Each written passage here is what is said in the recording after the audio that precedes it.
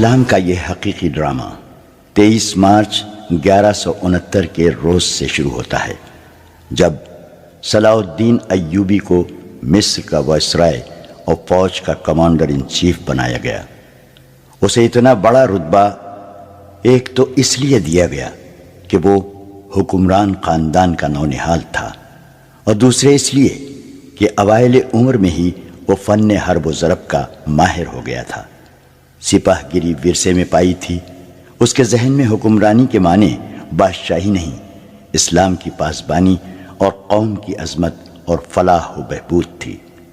اس کا جب شعور بیدار ہوا تو پہلی خلش یہ محسوس کی کہ مسلمان حکمرانوں میں نہ صرف یہ کہ اتحاد نہیں، بلکہ وہ ایک دوسرے کی مدد سے بھی گریز کرتے تھے۔ وہ عیاش ہو گئے تھے۔ شراب اور عورت نے جہاں ان کی زندگی رنگین بنا رکھی تھی، وہاں عالم اسلام اور خدا کے اس عظیم مذہب کا مستقبل تاریک ہو گیا تھا۔ ان امیروں، ان کے وزیروں اور مشیروں کے حرم غیر مسلم لڑکیوں سے بھرے ہوئے تھے۔ زیادہ تر لڑکیاں یہودی اور عیسائی تھیں، جنہیں خاص تربیت دے کر ان حرموں میں داخل کیا گیا تھا۔ غیر معمولی حسن اور اداکاری میں کمال رکھنے والی یہ لڑکیاں مسلمان حکمرانوں اور سربراہوں کے کردار اور قومی جذبے کو دیمک کی طرح کھا رہی تھیں۔ اس کا نتیجہ یہ تھا کہ صلیبی، جن میں فرینک یعنی فرنگی خاص طور پر قابل ذکر ہیں، مسلمانوں کی سلطنتوں کے ٹکڑے ہڑپ کرتے چلے جا رہے تھے، اور بعض مسلم حکمران شاہ فرینک کو سالانہ ٹیکس یا جزیہ ادا کر رہے تھے، جس کی حیثیت غنڈہ ٹیکس کی سی تھی۔ صلیبی اپنی جنگی قوت کے رعب سے اور چھوٹے موٹے حملوں سے حکمرانوں کو ڈراتے رہتے، کچھ علاقے پر قبضہ کر لیتے، تاوان اور ٹیکس وصول کرتے تھے۔ ان کا یہ مقصد تھا کہ آہستہ آہستہ دنیائے اسلام کو ہڑپ کر لیا جائے۔ مسلمان حکمران اپنی رعایا کا خون چوس کر ٹیکس دیتے رہتے تھے۔ ان کا مقصد یہ تھا کہ انہیں عیش و عشرت میں پریشان نہ کیا جائے۔ فرقہ پرستی کے بیج بھی بو دیے گئے تھے۔ ان میں سب سے زیادہ خطرناک فرقہ حسن بن صباح کا تھا، جو صلاح الدین ایوبی کی جوانی سے 1 صدی پہلے مورز وجود میں آیا تھا۔ یہ مفاد پرستوں کا فرقہ تھا، بے حد خطرناک اور پراسرار۔ یہ لوگ اپنے آپ کو فدائی کہلاتے تھے، جو بعد میں حشیشین کے نام سے مشہور ہوئے، کیونکہ وہ حشیش نام کی ایک نشہ آور شے سے دوسروں کو اپنے جال میں پھانستے تھے۔ صلاح الدین ایوبی نے مدرسہ نظام الملک میں تعلیم حاصل کی۔ یاد رہے کہ نظام الملک دنیائے اسلام کی ایک سلطنت کے وزیر تھے۔ یہ مدرسہ انہوں نے قائم کیا تھا، جس میں اسلامی تعلیم دی جاتی اور بچوں کو اسلامی نظریات اور تاریخ سے بہرور کیا جاتا۔ ایک مورخ ابن الاطہر کے مطابق نظام الملک حسن بن صباح کے فدائیوں کا پہلا شکار ہوئے تھے، کیونکہ وہ رومیوں کی توسیع پسندی کی راہ میں چٹان بنے ہوئے تھے۔ رومیوں نے 1091 میں انہیں فدائیوں کے ہاتھوں قتل کروایا اور ان کا مدرسہ قائم رہا۔ صلاح الدین ایوبی نے وہیں تعلیم حاصل کی۔ اسی عمر میں اس نے سپاہ گیری کی تربیت اپنے بزرگوں سے لی۔ نور الدین زنگی نے اسے جنگی چالیں سکھائیں، ملک کے انتظامات کے سبق دیے اور ڈپلومیسی میں مہارت دی۔ اس تعلیم و تربیت نے اس کے اندر وہ جذبہ پیدا کر دیا جس نے آگے چل کر اسے صلیبیوں کے لیے بجلی بنا دیا۔ اوائل جوانی میں ہی اس نے وہ ذہانت اور اہلیت حاصل کر لی تھی جو ایک سالار اعظم کے لیے ضروری ہوتی ہے۔ صلاح الدین ایوبی نے فن حرب و ضرب میں جاسوسی یعنی انٹیلیجنس، کمانڈو اور گوریلا آپریشن کو خصوصی اہمیت دی۔ اس نے دیکھ لیا تھا کہ صلیبی جاسوسی کے میدان میں آگے نکل گئے ہیں اور وہ مسلمانوں کے نظریات پر نہایت کارگر حملے کر رہے ہیں۔ صلاح الدین ایوبی نظریات کے محاذ پر لڑنا چاہتا تھا، جس میں تلوار استعمال نہیں ہوتی۔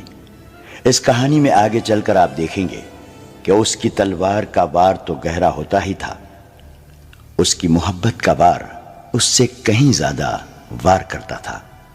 اس کے لیے تحمل اور بردباری کی ضرورت ہوتی ہے، جو اس نے اوائل عمر میں ہی اپنے آپ میں پیدا کر لی تھی۔ اسے جب مصر کا وائسرائے اور کمانڈر ان چیف بنا کر مصر بھیجا گیا تو ان سینئر افسروں نے ہنگامہ برپا کر دیا جو اس عہدے کی آس لگائے بیٹھے تھے۔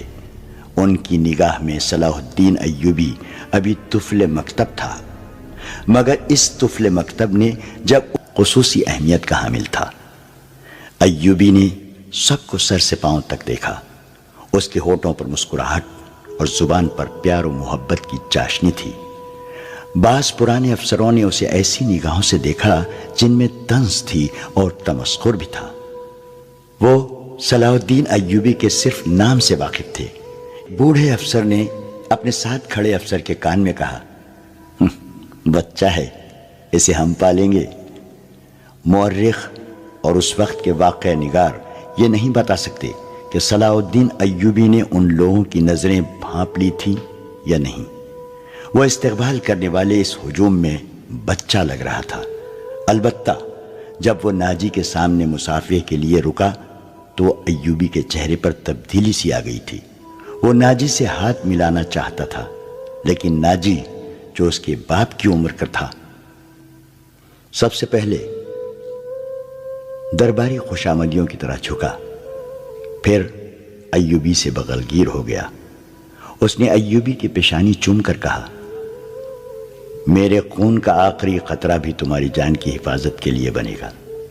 تم میرے پاس زنگی اور شرکو کی امانت ہو۔ میری جان عظمت اسلام سے زیادہ قیمتی نہیں۔ صلاح الدین ایوبی نے ناجی کا ہاتھ چوم کر کہا، محترم، اپنے خون کا ایک ایک قطرہ سنبھال کر رکھیے۔ سلیبی سیاہ گھٹاؤں کے مانند چھا رہے ہیں۔ ناجی جواب میں صرف مسکرایا، جیسے صلاح الدین ایوبی نے کوئی لطیفہ سنایا ہو۔ صلاح الدین ایوبی اس تجربے کار سالار کی مسکراہٹ کو غالباً نہیں سمجھ سکا۔ ناجی فاطمی خلافت کا پروردہ سالار تھا۔ وہ مصر میں باڈی گارڈز کا کمانڈر تھا، جس کی نفری 50,000 تھی اور ساری کی ساری نفری سوڈانی تھی۔ یہ فوج اس دور کے جدید ہتھیاروں سے مسلح تھی، اور یہ فوج ناجی کا ہتھیار بن گئی تھی، جس کے زور پر وہ بے تاج بادشاہ بنا بیٹھا تھا۔ وہ سازشوں اور مفاد پرستی کا دور تھا۔ اسلامی دنیا کی مرکزیت ختم ہو چکی تھی۔ صلیبیوں کی بھی نہایت دلکش تخریب کاریاں شروع ہو چکی تھیں۔ زر پرستی اور طیش کا دورہ تھا۔ جس کے پاس ذرا سی بھی طاقت تھی، اسے وہ اپنے اقتدار کے تحفظ کے لیے اور دولت سمیٹنے کے لیے استعمال کرتا تھا۔ سوڈانی باڈی گارڈز فوج کا کمانڈر ناجی مصر میں حکمرانوں اور دیگر سربراہوں کے لیے دہشت بنا ہوا تھا۔ خدا نے اسے سازش ساز دماغ دیا تھا۔ اسے اس دور کا بادشاہ ساز کہا جاتا تھا۔ بنانے اور بگاڑنے میں خصوصی مہارت رکھتا تھا۔ اس نے صلاح الدین ایوبی کو دیکھا تو اس کے چہرے پر بالکل اسی طرح مسکراہٹ آ گئی جس طرح کمزور سے تشریف لائے ہیں۔ پہلے پتیاں بکھیرنی شروع کر دی اور اس کے ساتھ دف کی تال پر طاؤس اور رباب اور شہنائیوں کا مسحور کن نغمہ ابھرا۔ ایوبی نے راستے میں پھولوں کی پتیاں دیکھ کر قدم پیچھے کر لیا۔ ناجی اور اس کا نائب اس کے دائیں بائیں تھے۔ وہ دونوں جھک گئے اور اسے آگے چلنے کی دعوت دی۔ یہ وہ انداز تھا جسے مغل بادشاہوں نے ہندوستان میں رائج کیا تھا۔ صلاح الدین ایوبی پھولوں کی پتیاں مسلنے نہیں آیا۔ ایوبی نے ایسی مسکراہٹ سے کہا جو ان لوگوں نے پہلے کم ہی کبھی کسی ہونٹوں پر دیکھی تھی۔ ہم حضور کے راستے میں آسمان سے تارے بھی نوچ کر بچھا سکتے ہیں۔ ناجی نے کہا، اگر میری راہ میں کچھ بچھانا چاہتے ہو تو وہ ایک ہی چیز ہے جو میرے دل کو بھاتی ہے۔ صلاح الدین ایوبی نے کہا، آپ حکم دیں، نائب نے کہا۔ وہ کون سی چیز ہے جو حضور کے دل کو بہلاتی ہے؟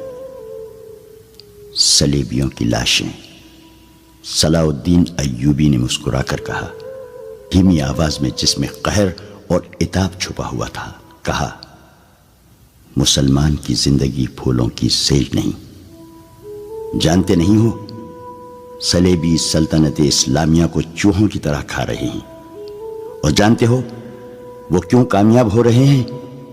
صرف اس لیے کہ ہم نے پھولوں کی پتیوں پر چلنا شروع کر دیا ہے۔ ہم نے اپنی بچیوں کو ننگا کر کے ان کی عصمتیں رون ڈالی ہیں۔ اسے کہا، اٹھا لو یہ پھول، اٹھا لو یہ میرے راستے سے۔ میں نے ان پر قدم رکھا تو میری روح کانٹوں سے چھلنی ہو جائے گی۔ ہٹا دو لڑکیوں کو میرے راستے سے، کہیں ایسا نہ ہو کہ میری تلوار ان کے اتنے دلکش سنہرے بالوں میں الجھ کر بیکار ہو جائے۔ حضور کی جاہ وہ حشمت، مجھے حضور نہ کہو۔ صلاح الدین ایوبی نے بولنے والے کو یوں ٹوک دیا جیسے تلوار سے کسی کافر کی گردن کاٹ دی ہو۔ اس نے کہا، میری جان فدا ہو اس حضور صلی اللہ علیہ وسلم پر جن کے مقدس پیغام کو میں نے سینے پر کندہ کر رکھا ہے۔ میں یہی پیغام لے کے مصر آیا ہوں۔ صلیبی مجھ سے یہ پیغام چھین کر بحر روم میں ڈبو دینا چاہتے ہیں، شراب میں غرق کر دینا چاہتے ہیں۔ میں بادشاہ بن کے نہیں آیا۔ لڑکیاں کسی کے اشارے پر پھولوں کی پتیاں سمیٹ کر وہاں سے ہٹ گئی تھیں۔ صلاح الدین ایوبی تیزی سے دروازے کے اندر چلا گیا۔ ایک وسیع کمرہ تھا، اس میں ایک لمبی میز رکھی تھی جس پر رنگ برنگے پھول بکھرے ہوئے تھے، اور ان کے درمیان روسٹ کیے ہوئے بکروں کے بڑے بڑے ٹکڑے، سالم مرغ اور جانے کیسے کیسے کھانے سجے ہوئے تھے۔ صلاح الدین ایوبی رک گیا اور اپنے نائب سے پوچھا، کیا مصر کا ہر ایک باشندہ اسی قسم کا کھانا کھاتا ہے؟ نہیں حضور، نائب نے جواب دیا، غریب لوگ تو ایسے کھانے کے خواب بھی نہیں دیکھ سکتے۔ تم سب کس قوم کے فرد ہو؟ صلاح الدین ایوبی نے پوچھا، کیا ان لوگوں کی قوم الگ ہے جو ایسے کھانوں کے خواب بھی نہیں دیکھ سکتے؟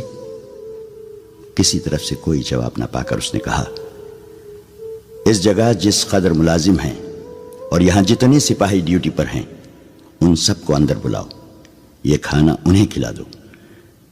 اس نے لپک کر ایک روٹی اٹھائی، اس پر 2-3 بوٹیاں رکھیں اور کھڑے کھڑے کھانے لگا۔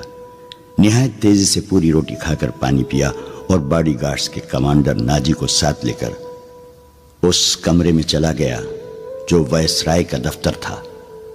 2 گھنٹے بعد ناجی باہر نکلا، دوڑ کر اپنے گھوڑے پر سوار ہوا، ایڑ لگائی اور نظروں سے اوجھل ہو گیا۔